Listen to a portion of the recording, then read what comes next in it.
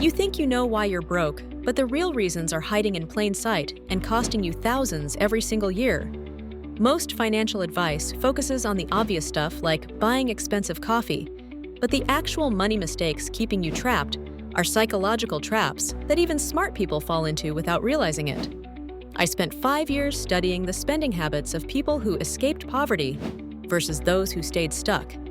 And what I discovered will probably make you uncomfortable because you're likely making at least 3 of these mistakes right now. The first mistake is treating your future self like a completely different person.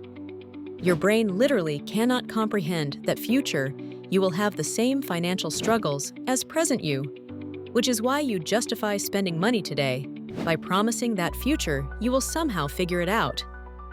When you buy something expensive on credit, you're essentially making a bet that future you will be richer, more disciplined, and better at managing money than current you. But here's what's really messed up about this. Studies show that people think about their future selves the same way they think about strangers. Brain scans reveal that when you imagine yourself in 10 years, the same neural pathways light up as when you think about celebrities or people you've never met. This explains why you can intellectually know that retirement savings matters, but emotionally, it feels like you're giving money to some random person you'll never meet. A guy in Seattle documented this perfectly when he filmed himself buying a $400 gaming chair while his savings account had $63. He literally said on camera that future him would probably get a raise and handle the credit card payment. Future him did not get a raise. Future him got laid off 3 months later and spent 2 years paying off that chair at 24% interest. The total cost ended up being over $800 for furniture he used maybe 50 times. The second mistake is using retail therapy to solve emotional problems that have nothing to do with money. Your brain releases dopamine when you buy things, which temporarily makes you feel better, but you're literally training yourself to associate spending with emotional relief. This creates a cycle where every time you feel stressed, bored, lonely, or frustrated, your first instinct is to buy something. What makes this particularly dangerous is that emotional spending rarely involves logical decision-making. You're not comparing prices, reading reviews, or considering whether you actually need the item. You're medicating feelings with purchases. A teacher in Phoenix tracked her emotional spending for 6 months and discovered she spent over $3,000 on things she bought specifically when feeling upset. The list included workout clothes she never wore, skincare products for problems she didn't have, and home organization systems for a house that was already organized. She realized she was essentially paying thousands of dollars per year for temporary mood boosts that lasted maybe 30 minutes each. The math showed she was spending more on emotional retail therapy than she was contributing to her retirement account. Now you might be thinking, that sounds extreme, but consider how many purchases you've made in the last month that were driven by feelings rather than actual needs. That subscription you signed up for when you were bored. The food delivery when you were stressed. The clothes you bought because you felt ugly that day. These small emotional purchases add up to massive amounts over time, and they're training your brain to see spending as a solution to internal problems. The third mistake is lifestyle inflation that happens so gradually you don't notice it's destroying your financial progress. Every time your income increases slightly, you automatically increase your spending to match, which means you never actually get ahead financially. Your brain adapts to new spending levels within about 3 months, and what once felt like luxury becomes your new normal baseline. This is why people making 6 figures can feel just as broke as people making $30,000 per year. Here's what makes lifestyle inflation particularly sneaky. It doesn't happen through big, obvious purchases. It happens through dozens of small upgrades that each seem reasonable in isolation. You get a small raise, so you upgrade from the basic phone plan to unlimited data. That seems smart and responsible. Then you start ordering delivery twice a week instead of once because you can afford it. Then you subscribe to 3 streaming services instead of 1. Then you buy name-brand groceries instead of generic. Each decision makes sense individually, but collectively, they've absorbed your entire raise plus some. A software developer in Austin documented this phenomenon perfectly when he got promoted and received a $20,000 salary increase. Instead of saving the extra money, he gradually upgraded his apartment, his car, his gym membership, his grocery shopping, and his entertainment spending. After 1 year, he was actually saving less money than before the promotion, despite earning significantly more. His lifestyle had expanded to consume not just the raise, but an additional $200 per month beyond that. The fourth mistake is dramatically underestimating the true cost of convenience purchases. Modern life is designed to make spending money as frictionless as possible, and every small convenience fee adds up to substantial amounts over time. Food delivery apps, subscription services, ride-sharing, and impulse purchases all seem cheap in the moment, but the annual totals are shocking when you actually calculate them. Most people have no idea how much they spend on convenience, because the charges are small, frequent, and spread across multiple apps and services. A $5 delivery fee doesn't feel significant, but if you're ordering food twice a week, that's $520 per year just in delivery fees before factoring in tips, surge pricing, and the markup on food prices within the apps. Add in the subscription services you forgot about the ride shares when you could have walked or taken transit, and the premium prices for shopping at convenient locations instead of comparing prices. A marketing manager in Denver spent 1 month tracking every single convenience charge in her life, and the total was absolutely mind-blowing. Between delivery fees, subscription services, ride shares, and impulse purchases at convenient but expensive locations, she was spending over $400 per month on convenience.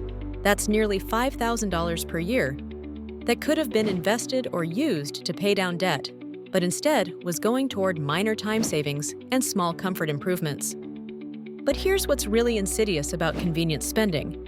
It's specifically designed to bypass your rational decision-making process. The amounts are small enough that they don't trigger your mental alarm bells, but frequent enough to create massive annual totals. Companies spend millions of dollars researching exactly how to price things so they feel insignificant, while generating substantial revenue. The fifth mistake is making financial decisions based on monthly payments instead of total cost. This single shift in thinking has probably cost you more money than any other mistake on this list, because it makes expensive things seem affordable and prevents you from seeing the true financial impact of your choices. When you focus on monthly payments instead of total cost, you're essentially giving up your ability to make rational financial comparisons. Car dealerships perfected this psychological manipulation decades ago. They don't ask if you want to buy a $30,000 car. They ask if you can afford a $400 monthly payment.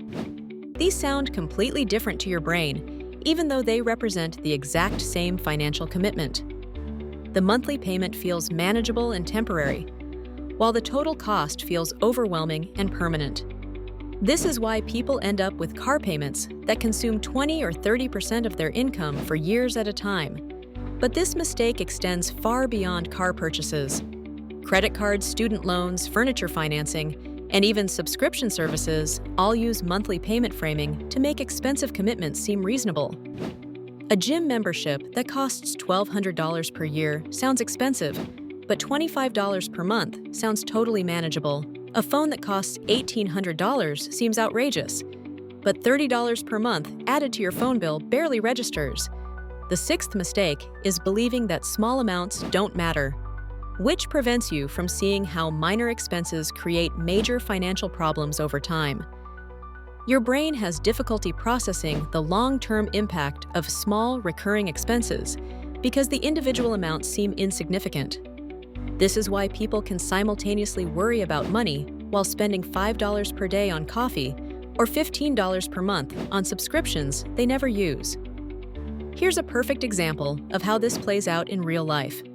A nurse in Portland calculated that her small daily purchases, coffee, breakfast, pastry, afternoon snack, and energy drink added up to $18 per day. That doesn't sound like much until you multiply it by working days per year. She was spending over $4,000 annually on small convenience purchases without realizing it. That's enough money to max out an IRA contribution or make substantial progress paying off debt.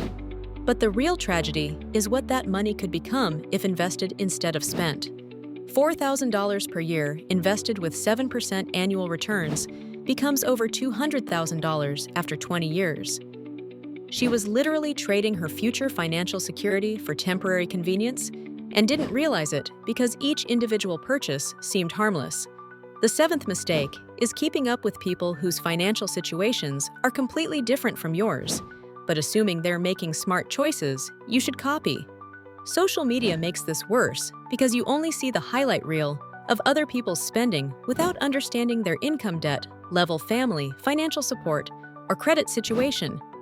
You end up making financial decisions based on incomplete information about people whose circumstances bear no resemblance to your own. This creates a dangerous cycle where you justify expenses by pointing to what other people are doing without knowing whether those people can actually afford what they're buying. Someone posting vacation photos might be going into debt for that trip. Someone with a nice car might be sacrificing retirement savings to afford the payment. Someone eating at expensive restaurants might be spending their emergency fund on food. A graphic designer in Miami fell into this trap when she started following lifestyle influencers on social media. She began spending money on clothes, workouts, beauty treatments, and dining experiences because they seemed normal based on what she saw online. After 6 months, she had accumulated $8,000 in credit card debt, trying to maintain a lifestyle that looked standard on social media but was completely unsustainable on her actual income. The eighth mistake is treating windfalls like bonus money that doesn't count toward your normal financial rules. Tax refunds work bonus as gifts, and even lottery winnings get spent immediately instead of being used to improve your long-term financial situation. Your brain categorizes this money differently than your regular income, which makes you feel like spending it frivolously won't impact your real financial progress. This is psychologically fascinating because the money is exactly the same, whether it comes from your paycheck or from a tax refund, but you treat it completely differently. Money from your paycheck feels precious and needs to be allocated carefully. Money from windfalls feels like free money that you can spend guilt-free on things you normally wouldn't buy. But here's what makes this mistake particularly costly. Windfalls represent your best opportunities to make significant financial progress because they're amounts you weren't planning to have. A $2,000 tax refund could eliminate credit card debt, make a substantial emergency fund contribution, or jumpstart retirement savings. Instead, most people spend windfalls on purchases they'll forget about within months while missing the chance to permanently improve their financial situation. The ninth mistake is not understanding the compound effect of debt, which means you're paying dramatically more for everything than you realize. When you buy something with credit and make minimum payments, you're not just paying the original price plus interest. You're paying interest on the interest, which creates an exponential growth effect that can make purchases cost double or triple their original price over time. Credit card companies design minimum payments specifically to maximize the amount of interest you pay over time. A $5,000 credit card balance with 18% interest takes over 30 years to pay off if you only make minimum payments and costs over $13,000 in total. You end up paying more in interest than the original purchase's cost, but this happens so gradually over so many years that most people never calculate the true cost. But this goes beyond just credit cards. Car loans, student loans, and even rent-to-own furniture all have compound effects that make purchases cost substantially more than their advertised prices. A car loan at 6% interest for 5 years means you pay an extra $3,000 in interest on a $20,000 car. That same money invested instead of paid in interest would grow to over $40,000 by retirement. The 10th mistake is not having systems that automatically make good financial decisions for you, which means you're relying on willpower and motivation to manage money successfully. This fails because financial decisions happen dozens of times per day, and willpower is a limited resource that gets depleted throughout the day. By evening, when you're tired and stressed, you have almost no mental energy left to make good financial choices. The solution is creating systems that make good financial decisions automatic, so you don't have to think about them or resist temptation in the moment. Automatic transfers to savings accounts. automatic bill payments, and automatic investment contributions. Remove the decision-making burden and eliminate the possibility of talking yourself out of good financial behaviors. But most people try to manage money through discipline and conscious decision-making, which is exhausting and ultimately fails when life gets stressful. A teacher in Oregon set up automatic systems that transferred money to savings invested in retirement accounts and paid bills before she could spend the money on other things. This single change improved her financial situation more than years of trying to budget and exercise willpower around spending decisions. Here's what I want you to do right now. Pick one of these mistakes that hit closest to home and commit to addressing it this week. Don't try to fix everything at once, because that leads to overwhelm and paralysis. Choose the mistake that's costing you the most money or causing the most stress, and take one concrete action to address it. If you recognized yourself in multiple mistakes, you're not alone and you're not broken. These are psychological traps that almost everyone falls into. Because our brains weren't designed to handle modern financial complexity, the people who build wealth aren't necessarily smarter or more disciplined. They just recognize these patterns and create systems to work around them. Which of these mistakes surprised you the most, and which one are you going to tackle first? Let me know in the comments, because I read every single one, and your experiences help other people realize they're not alone in these struggles. If this video helped you see your money situation differently, make sure to subscribe, because I share psychological insights about money that most financial advice completely ignores.